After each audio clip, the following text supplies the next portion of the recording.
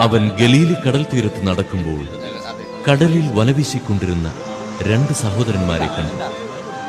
പത്രോസ് എന്ന് വിളിക്കപ്പെടുന്ന ശിമയോനെയും സഹോദരൻ അന്ത്രയോസിനെയും. അവർ മീൻപിടുത്തക്കാരായിരുന്നു. അവൻ അവരോട് പറഞ്ഞു, എന്നെ അനുഗമിക്കുക, ഞാൻ നിങ്ങളെ മനുഷ്യരെ പിടിക്കുന്നവരാക്കും. തൽക്ഷണം അവർ വലകൾ ഉപേക്ഷിച്ച് അവനെ അനുഗമിച്ചു.